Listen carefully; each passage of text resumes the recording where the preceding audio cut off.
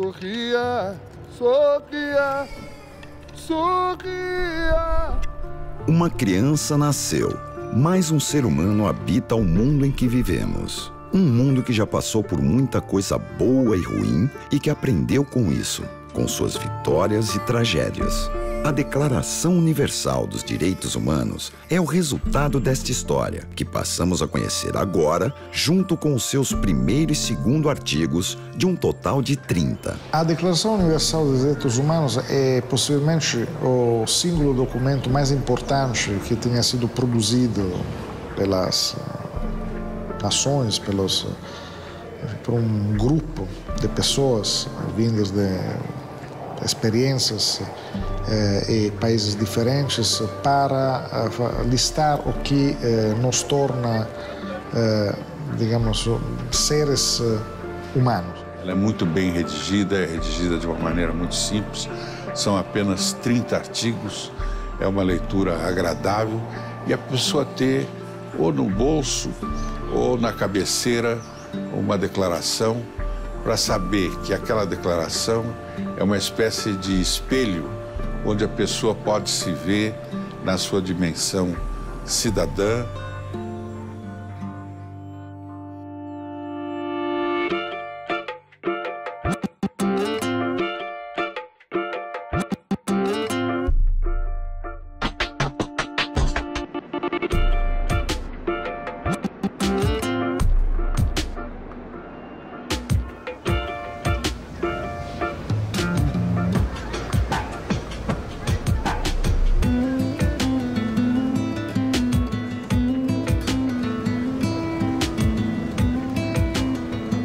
Não existe uma cidade do país que saiba receber tão bem como São Paulo, né? São Paulo é uma mãe que olha o filho de rabo de olho e se ele não produz, ela faz assim, parceiro, você não serve para a cidade.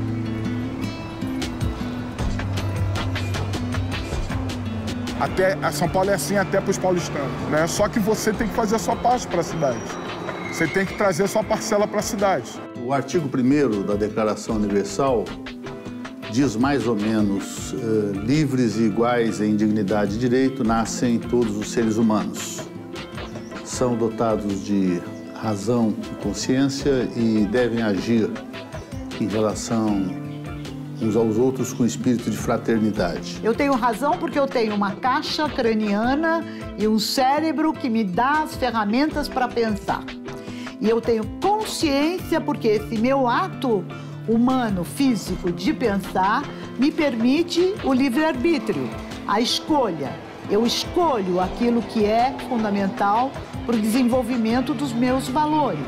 Agora, os meus valores são meus, mas eles também são gerais. E o artigo 2º vai dizer que todos devem igualmente gozar os direitos e liberdades assegurados nesta declaração, sem nenhuma exigência, condição de cor, raça, gênero, condição social. Indo para trás, fica claro que em 2 linhas esse artigo está repetindo o lema da Revolução Francesa: liberdade, igualdade e fraternidade. Num certo momento, como um raio num céu azul, de repente, um grande levante popular derrubou a monarquia e instaurou uma república. A Revolução Francesa e a Revolução da Independência Americana, mais ou menos, ocorreram na mesma época, diferenciadas em 8, 10 anos, não é? Mas elas são, nos objetivos, são primas irmãs, porque ambas consagraram declarações de direitos humanos. Com a Declaração da Independência dos Estados Unidos, com a Declaração de Direitos da Revolução Francesa de 1789, se afirmava uma grande novidade na história. Os súditos deixavam de ser súditos e se tornavam cidadãos. A Declaração Americana de Liberdade vai discutir a problemática da escravidão, né? Então, o direito à liberdade, por quê? Porque os escravos participaram da luta pela independência nos Estados Unidos. E esses 2 artigos iniciais, eles representam uma síntese muito perfeita de todo o espírito dos 30 artigos. Os demais vão desdobrar o que está dito aí nesse começo. E é de uma altíssima consistência filosófica, política, histórica. É um texto com uma certa beleza poética. Toda uma história anterior, longuíssima, e um futuro de 10 de dezembro de 1948, quando foi aprovada, até os dias de hoje.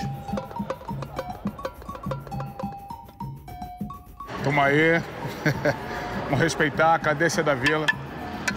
Muito legal estar no berço do samba, né? No berço do samba aqui na Vila Japão, né? Mas é isso. Meu nome é Togum Teixeira, né? Sou ator, depois acendi a diretor, também roteirista, assovio, chupucana, essa parada, né? Porque carioca morando em São Paulo, se o cara dormir na sopa, vira mosca. Mosca afogada, que é muito pior. Cria de Cavalcante, né? Zona Norte do Rio de Janeiro. Nascido basicamente no terreiro de mãe Regina de Bombochê, né? Em Santa Cruz da Serra, Duque de Caxias.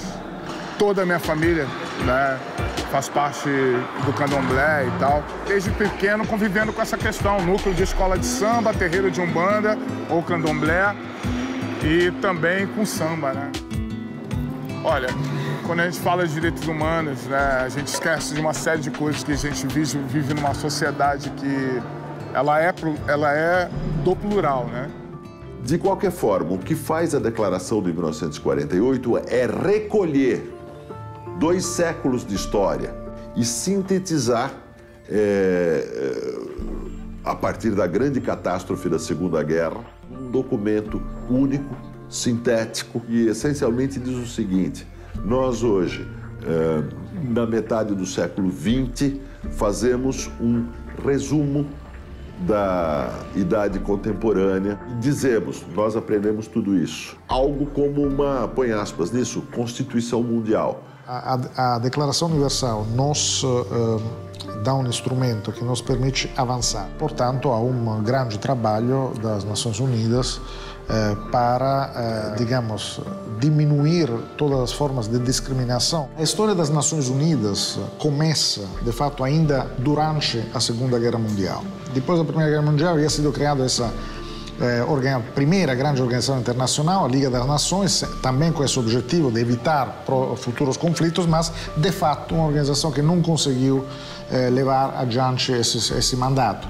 A ONU foi criada para debelar, para combater o nazismo, para acabar com o regime nazista e com seus aliados fascistas, e isso é um princípio das Nações Unidas. Hitler então assumiu o poder na Alemanha depois da República de Weimar e recebeu um país que tinha uma economia muito difícil e, como bem sabemos, culpou aos judeus absolutamente de tudo.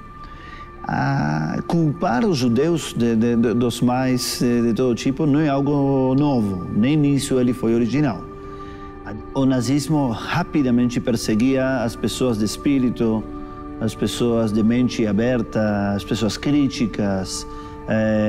São famosas as fogueiras de livros, as perseguições a intelectuais, a ideias, a ideais. Uma vez que os judeus ficam absolutamente cercados e limitados em todos os seus direitos depois das leis de Nuremberg, nós conhecemos o famoso pogrom, e é promovido direta, claramente, pelo próprio governo alemão.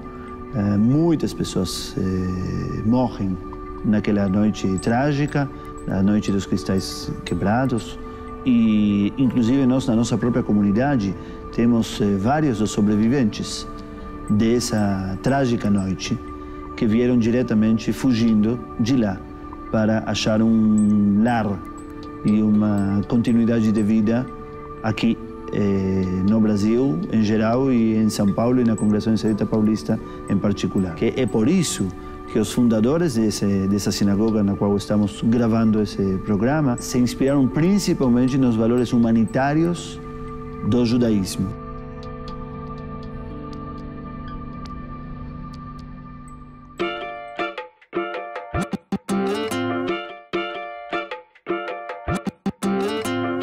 direitos humanos e religião, a responsabilidade com o próximo e a responsabilidade com Deus, são assuntos que precisam se misturar e se misturam, de fato, no judaísmo, e baseado nesses pilares é que eles construíram essa comunidade, com uma resposta de direitos humanos à tragédia humana perpetrada por humanos durante a Shoah. Shoah significa destruição total. Na cultura judaica, na linguagem judaica, não usamos a palavra holocausto, por causa de que os holocaustos aparecem também como oferendas a Deus. E nós não acreditamos que os nazistas queriam oferecer como ato religioso os judeus a Deus. Nós sabemos que os nazistas queriam matar os judeus e fazer com que eles sofressem tudo o possível. É uma barbárie que nunca houve na história igual, formada pelo Estado, legitimada pelo Estado e executada pelo Estado. Portanto, um perigo enorme, não é? O Estado, que devia ser protetor das criaturas, ele passou a ser o violador das criaturas. Da guerra se fala em 60 milhões de pessoas, 6 milhões de judeus por serem judeus, exterminados como se fossem insetos, nas câmaras de gás, tudo isso. E a Declaração Universal nasce para tentar criar uma plataforma básica de não repetição daquele horror. Havia essa intenção, havia esse acordo sobre a necessidade de criar uma nova organização mais eficiente, mais forte, mais bem estruturada, que pudesse evitar que as gerações futuras se deparassem com outro conflito daquela magnitude, uma outra guerra mundial. A Organização das Nações Unidas foi um sucesso, porque não somente pela sua existência, por várias circunstâncias históricas, mas também, graças à ONU, nunca mais houve um conflito generalizado depois de 1945. A ONU é um elemento civilizatório. Sem a ONU e sem a Carta da ONU, não existiria a Declaração Universal de 1948. Com a ONU, os estados admitiram que há algo entre eles e os cidadãos que vai além da vontade deles. Ou seja, que há um limite para a possibilidade de oprimir, de tirar direitos, de matar, de exterminar, de prender opositores. Basta você querer fazer e acontecer e não ficar parado esperando que façam por você. Não fique de bobeira, só chuva e cocô de pombo cai do céu. Sua cabeça é seu guia, então faça o seu papel. Não fique para baixo esperando conseguir, é só seguir em frente, abrir os olhos e agir. Você vai se levantar, o poder está em sua mente. Se liga, irmão, seja forte, reto, consciente. E aí? É isso aí. Segue para frente. Vamos lá. Em relação à diversidade, não tem como mentir. Sou negão. Não dá. Né? Vinho negro, de uma mãe negra, né? Só que o meu avô era cabo-verdiano, português e branco. O prazer dele era chegar no sábado, botar o terninho dele, coletinho dele verde e branco, sapatinho dele bico de agulha, sacou? Branco, a calça dele muito bem vincada, branca, o terninho dele, branco. E amarradão, tava lá misturado com os negão lá fazendo samba. Não tem por que você não entender que você tem que conviver com as pessoas, sacou? Você entender que diversidade faz parte da sua cultura também. Eu sempre achei bem legal assim, essa coisa da Vila Maria, porque só o símbolo da escola já diz, né? Unidos de Vila Maria. Família, o preto e o branco, todo mundo junto, vão embora. O samba, que é uma religião. É, o samba é uma religião. Então a Vila Maria pode-se dizer que é a escola que mais trabalha diversidade. Diversidade de ser humano, diversidade cultural. Aqui na nossa casa, é assim, né? Temos tanta pessoal evangélico, todo pessoal do Umbanda, do Candomblé, nós temos pessoal católico, então nós temos pessoal até ateu, tem todo... Tá todo mundo aqui. As religiões estão tudo unidas aqui. E você vê que você não tem uma briga, nada. Você não vê, então você vê essa união. Levanta a bandeira, minha religião é melhor que a sua. Aqui não tem. A gente frequenta a quadra Vila Maria há 3 anos e o quintal da vila 8 meses.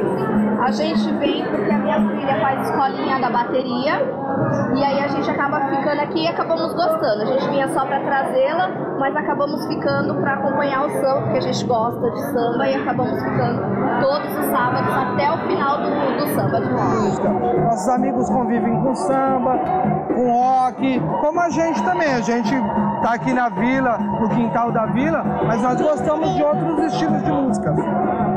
Sempre acontece um debate, né? Cada um defende o seu, mas a amizade continua a mesma. É neste ambiente de respeito e convivência pacífica que Spartacus e Gabriela esperam que sua filha, Maria Clara, possa viver.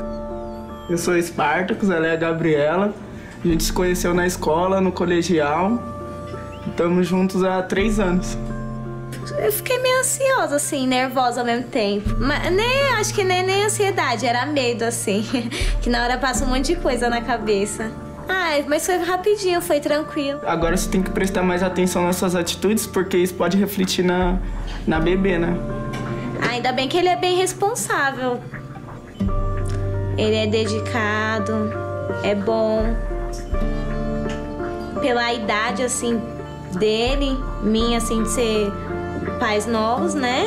É uma menina, nasceu no dia 20 de agosto de 2013, às 17h04? Isso. Primeiro filho do casal? Primeiro. Como que ela vai te chamar? Maria Clara Tavares Moreira. Tavares Moreira? Tavares da mãe, Moreira do pai? Escreve o nome do bebê completo pra mim. Esse xizinho não pode abreviar, tá bom? Eu vou descer pra levar os documentos até a salinha do cartório. Daqui uns 10 minutinhos você pode descer lá pra pegar a certidão. Tá bom? Esse registro faz com que ela exista. Se não tiver o registro, ela não existe. É o compromisso. Eu entrego a minha criança para que esse Estado diga que ela exista, mas esse Estado protege essa minha criança e a mim por aquilo que eu tenho de direitos, né? E eu colaboro com esse Estado porque eu trabalho, eu pago meus impostos e eu também preciso ser protegida por esse Estado. Esse papel, que é uma espécie de documentação de que ela tem vida no Brasil, hoje é um papel gratuito. Tem que ser fornecido pelo cartório sem cobrar nenhuma importância. Esse cidadão que é registrado, ele é igual a todos os outros cidadãos que têm o mesmo registro. Esse cidadão não pode ser diferenciado, distinguido de um outro cidadão que, além do registro civil, é filiado a um determinado partido, que, além do registro civil, é fiel de uma determinada igreja, que, além do registro civil, pertence a alguma associação política, religiosa, étnica. Olha, a certidão de nascimento, ela é laica. Ela não é como foi no Brasil durante muito tempo, uma certidão de batismo, né, que muitas vezes era a única coisa que a pessoa tinha da igreja, de um período em que igreja e Estado foram associados. A República Brasileira desassociou e a República já nasce como Estado laico. O Estado laico vem exatamente dessa tendência histórica e, digamos assim, congênita dos direitos humanos de buscar a totalidade, aquilo que une. O desígnio da Revolução Francesa é que o Estado tem que ser laico, isto é, religiosidade é alguma coisa de foro íntimo do indivíduo e o Estado não pode intervir sobre tudo que é do foro íntimo da vida privada. O Estado cuida da vida pública e o cidadão cuida da vida privada. Nenhuma pessoa pode ser privada de direitos em função das suas opções religiosas. O Estado tem compromisso não com os preceitos religiosos, mas com os preceitos de direitos humanos, e os preceitos de direitos humanos querem exatamente que não haja essa diferenciação. A defesa do Estado laico e hoje da escola laica, da universidade laica, é um dever que nós temos para que as pessoas sejam livres para escolher as suas próprias representações religiosas para o seu mundo privado, porque isso é do campo privado, não é do campo público.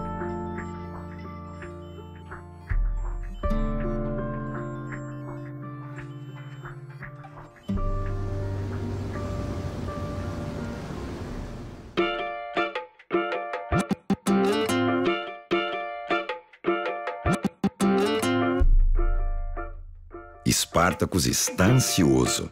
Ele aguarda ser chamado para retirar a certidão de nascimento de sua filha, Maria Clara.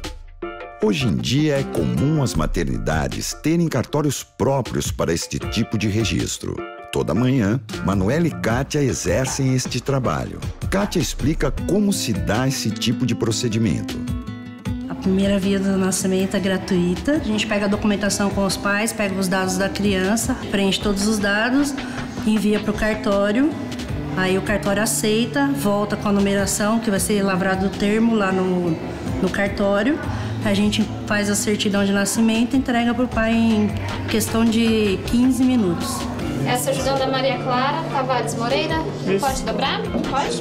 Gratificante colocar, né, fazer o primeiro documento de um ser humano. Certinho, tá bom? Obrigado. Obrigada a você. Agora, com a certidão de Maria Clara em mãos, Spartacus e Gabriela têm mais do que uma filha. E isto tem sua importância. Ela já sai do hospital sendo uma cidadã já. A iniciativa das autoridades brasileiras, de fato, torna muito mais fácil o acesso ao certidão de nascimento, tem uma importância extraordinária. Porque ela sem registro, um exemplo, ela é só mais uma no mundo. Ela passa a ser reconhecida perante a sociedade, né? Sem um certidão de nascimento, não há como uma pessoa ser reconhecida perante a lei. Essa pessoa simplesmente não existe. Fica num vácuo jurídico, existe fisicamente, mas legalmente não. E, portanto, não é uma pessoa completa, não é uma pessoa que poderá ter uma vida tão digna como as outras, porque uma pessoa que não terá direito à educação, de fato, como você pode entrar numa escola se você não existe? A saúde, mesma coisa. Aposentadoria um dia, trabalho registrado, portanto, aposentadoria. Nada de tudo isso é possível possuir qualquer objeto, uma casa ou qualquer coisa. Ou seja, uma pessoa sem uma identidade é uma pessoa pela metade. Questão de estudos, de saúde. Espero estar sempre dando o melhor para ela, porque ela faz parte da gente, né?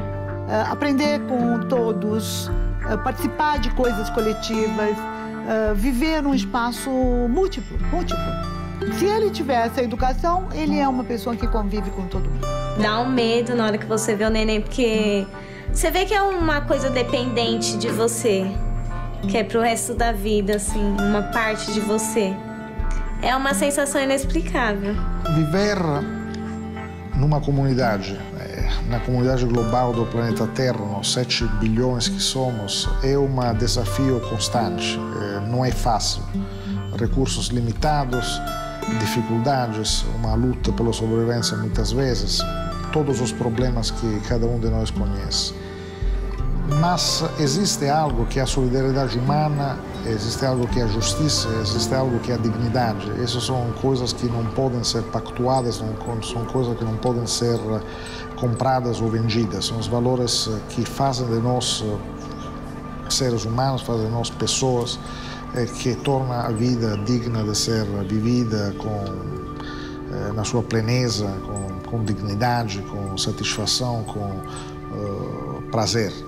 E a sociedade humana, não importa a cultura, não importa o sistema de governo, não importam as premissas sobre as quais tal ou qual sociedade se apoia, se são beduínas, se são indígenas, se são judias, se são budistas, precisam ter esse mínimo comum de respeito com a igualdade, com a liberdade, com a segurança, com a dignidade. Eu acredito que o homem tem essa capacidade de superação.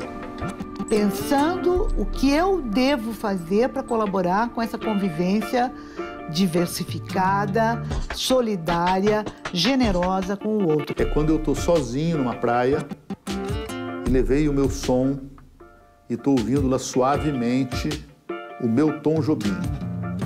E chega um colega para usar a mesma praia com sonzão, com uma música de axé, né? Esse é o desafio dos direitos humanos. Pontua que você é humano e você tem esse direito de fazer a sua revolução humana em qualquer espaço. A história de Maria Clara é a história de Espartacus, é a história de Gabriela, é a história do Togum, da família Rodrigues dos Santos. Esta é a história da Declaração Universal dos Direitos Humanos. É a história de todos nós. Na sua dimensão de criatura capaz de dignidade humana, na sua dimensão de uma pessoa prestante, de uma pessoa que realmente veio à Terra para cumprir um destino que é passageiro, mas é fascinante.